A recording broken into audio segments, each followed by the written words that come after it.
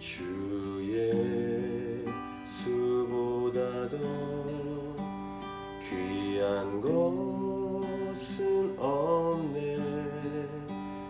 이 세상 부귀와 바꿀 수 없네. 영축은 내 대신 돌아가신 그 놀라운 사랑 잊지 못해. 세상 즐거움 다 버리고 세상 자랑 다 버렸네. 주 예수보다 더 귀한 것은 없네. 예수 밖에는 없네. 주 예수보다 더 귀한 것은 없네. 이 세상 명예와 바꿀 수 없네. 이전에 즐기던 세상 일도 주 사랑하는 마음 뺏지 못해. 세상 즐거움 다 버리고 세상 자랑 다 버렸네. 주 예수보다 더 귀한 것은 없네. 예수 밖에는 없네. 주 예수보다 더 귀한 것은 없네. 이 세상 행복과 바꿀 수 없네. 영축 핍박이 몰려와도 주 섬기는 내 맘 변치 않아. 세상 즐거움 다 버리고 세상 자랑 다 버렸네. 주 예수보다 더 귀한 것은 없네. 예수 밖에는 없네.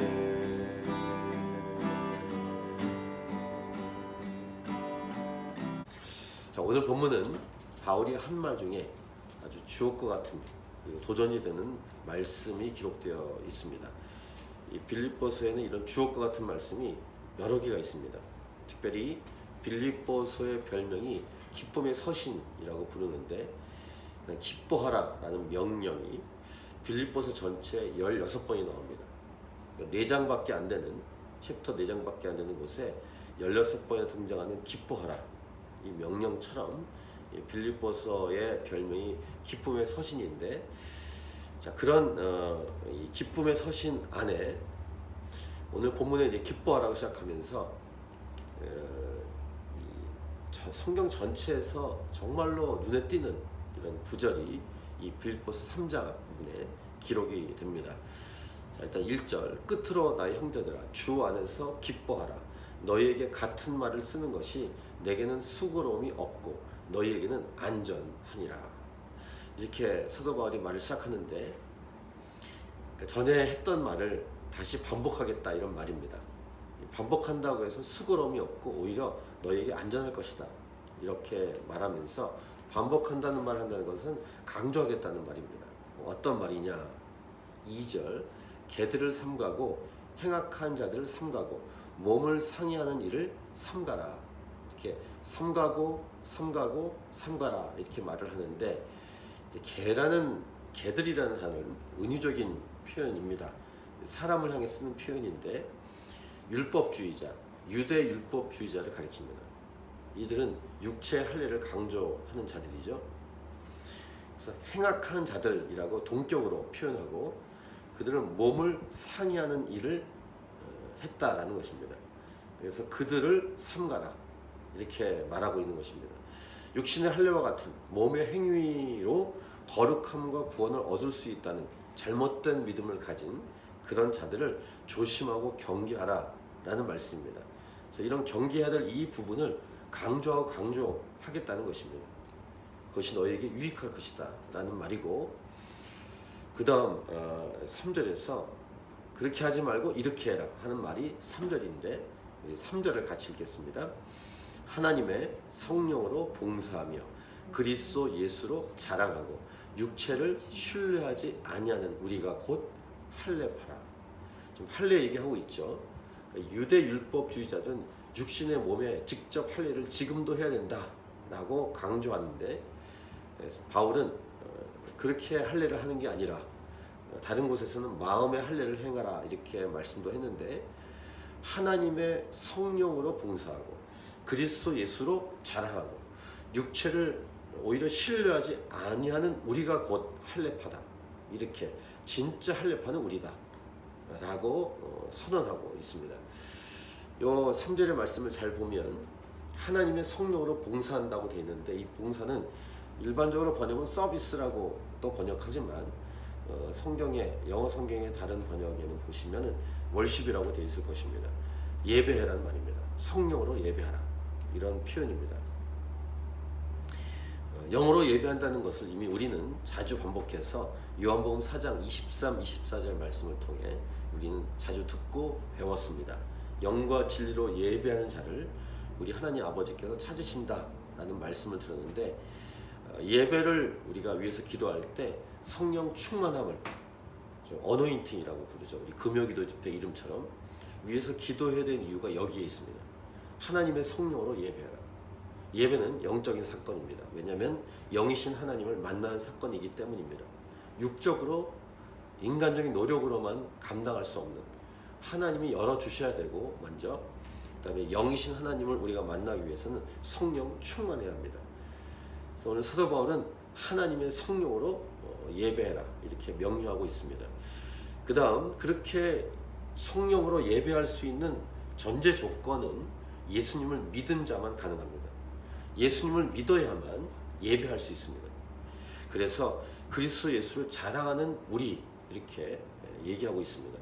진짜 예수님 믿은 사람은 예수님을 자랑하는 사람이다 라고 표현하고 있습니다. 자, 예수님을 믿는다는 것은 구원을 받고 성령으로 살아가고 성령으로 하나님을 예배하고 하나님과 동행하며 예수님을 자랑하는 삶이다 라고 말할 수 있겠습니다. 진짜 예수님 믿는 자답게 우리가 함께 살아가기를 원합니다. 우리 캔버라 하나님이 차신 교회 모든 성도들이 진짜 예수님 믿는 자답게 살아갈 수 있기를 간절히 기도합니다. 성령으로 예배하고 예수님을 자랑하는 인생, 나의 노력, 육체의 할례가 아닌 하나님의 성령으로 예배하고 예수님을 자랑하는 그런 인생을 살아갈 것을 우리가 기도하면서 그 다음 이제 사도 바울이 살짝 자신이 육체로 곧 자랑할 만한 과거의 기록을 잠깐 언급을 합니다. 자신도 육체를 신뢰할 만하다 이렇게 4절에서 시작하면서 4, 5, 6절에서 자신의 과거의 이력을 말하고 있습니다. 만약에 육체를 신뢰할 만하다면 자신처럼 육체를 신뢰할 수 있는 육체의 경력, 과거의 경력은 더욱 많다라는 것을 말하는데 8일 만에 할례를 받고 이스라엘 족속이고 베냐민 지파고 히브리인 중에 히브리인이고 율법으로는 바리새인이고 열심으로는 교회를 박해하고 율법의 의로는 흠이 없다. 그래서 우리에게 적용한다면 출신, 배경, 학력, 스펙 이런 기록 등을 얘기할 수 있겠는데 교회를 다니고 예수님 믿어도 또 이런 어리석은 자랑질을 우리는 하고 싶어 하죠. 출신, 배경, 학력, 스펙. 이제 예수님을 믿는 자란 이런 것들을 자랑하는 사람이 아니라 오직 하나님만을 자랑하는, 예수님만을 자랑하는 삶임을 사도 바울은 강조하기 위한 것입니다. 하나님만을 자랑하는 삶, 하나님만을 찬양하는 삶, 하나님만을 칭찬하고 높이고 자랑하는 삶. 이것이 우리의 존재 이유라는 사실을 우리는 분명히 알고 있습니다. 하나님이 우리를 창조하신 목적은 하나님을 찬양하는 삶입니다. 근데 죄는 이런 것을 가로막고 자신이나 다른 존재, 하나님이 아닌 다른 존재를 찬양하는 우미한 모습으로 우리를 전락을 시켰습니다. 근데 이 죄가 예수 십자가로 인해서 해결된 이후에 원래 하나님이 의도하신 삶으로 우리는 변화되고 있는 것입니다. 곧 하나님을 찬양하는 삶으로. 그래서 사도 바울이 극단적인 표현을 씁니다. 그것이 그 유명한 표현인데 7절부터 9절에서 쓰고 있습니다. 그러나 무엇이든지 내게 유익하다는 것을 내가 그리스도를 위하여 다 해로 여길 뿐더러. 그러니까 유익하던 것조차도 예수님을 위해서 해로 여길 수 있다.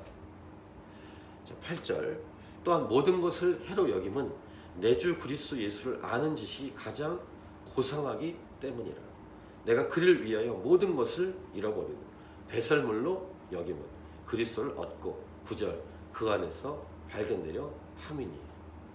이 표현은 2000년 교회 역사에서 정말로 중요한 신앙 고백이라고 할 수 있습니다. 신앙 고백 중에 정말 이런 최고의 고백이 있을까라고 할 정도의 고백을 사도 바울이 감옥 안에서 하고 있는 것입니다. 그다음 9절 후반부 내가 가진 의는 율법에서 난 것이 아니요 오직 그리스도를 믿음으로 말미암은 것이니 곧 믿음으로 하나님께로부터 난 의라. 읽으면 읽을수록 정말로 주옥과 같은 말씀입니다. 자신에게 아무리 유익이 된다고 해도, 아무리 쓸모가 있다고 해도, 아무리 좋은 것이라고 해도 예수님과 비교할 때는 똥이다, 이런 것입니다. 배설물이라고 고상하게 표현했지만 똥으로 얘기했다라는 것입니다. 극단적인 표현이지만 예수님과 비교했을 때 사실 극단적이지도 않습니다. 예수님과 비교했을 때 다른 모든 것은 똥으로 여기는 것이 맞습니다. 자, 이 메시지를 정리하겠습니다. 절대적인 가치는 딱 한 분, 예수 그리스도이시다. 이 예수 그리스도를 위해서 다른 모든 것은 상대적인 것일 뿐이고 버릴 수 있고 포기할 수 있다. 자신의 스펙, 경력, 출신, 배경, 갖고 있는 모든 재산, 돈, 가치가 있다고 여겼던 모든 것들, 혹 자신까지도, 자신의 자존감까지도, 자신의 모든 생각해왔던 중요하게 여겼던 모든 가치들, 이런 모든 것을 예수님을 위해서 다 버릴 수 있고 포기할 수 있고 똥으로 여길 수 있다. 이 메시지를 우리에게 주고 있습니다. 그렇게 소중히 여겼던 모든 것들을 예수님과 비교했을 때 다 똥으로 여길 수 있는 믿음, 이런 가치 분별. 두 번째 메시지인 것입니다. 이렇게 다른 모든 것을 포기할 수 있을 때 진정으로 예수님 안에 거하고 예수님을 누리고 예수님을 자랑할 수 있다라는 것입니다. 우리는 전에부터 가치 비교라는 이 주제로 마태복음 13장 44절 밭에 감추인 보화의 말씀을 많이 묵상했었습니다. 이 말씀은 비유적인 말씀이지만 오늘 본문과 흡사한 내용입니다. 다른 모든 것을 포기할 수 있을 만큼의 보물을 발견한 한 사람. 이 보물은 바로 천국이요. 이 보물은 바로 예수 그리스도이십니다. 예수님을 위해서 다른 모든 것을 포기할 수 있는가? 이 질문을 오늘 아침에 성령께서 이 말씀을 통해 우리에게 도전하시고 질문하십니다. 현대 시대는 모든 것이 상대화되고 있습니다. 하지만 이렇게 분명한 절대적인 가치가 분명히 있다, 존재하고 있다는 진리의 말씀을 우리는 이 아침에 듣고 확인하는 것입니다. 이런 분명한 가치, 절대적인 가치, 최고의 가치인 예수님을 믿고 고백하는 사람은 어떻게 사는가? 자, 10절과 11절, 우리 이 말씀은 내일 본문으로 이어지는데요. 10절, 11절을 같이 읽겠습니다. 내가 그리스도와 그 부활의 권능과 그 고난의 참여함을 알고자 하여 그의 죽으심을 본받아 어떻게 해서든지 죽은 자 가운데서 부활에 이르려 하노니. 우리 성경 공부 때 십자가의 죽음, 부활, 승천을 배웠죠. 십자가의 죽음과 부활은 함께 짝입니다. 죽어야 살 수 있습니다. 이거의 반대 정신이죠. 세 번째로 정리하겠습니다. 내가 죽으면 삽니다. 반대 정신. 이것이 예수님을 본받는 삶입니다. 십자가 길을 걸어가는 삶이라고 할 수 있겠습니다. 십자가는 반드시 부활로 이어집니다.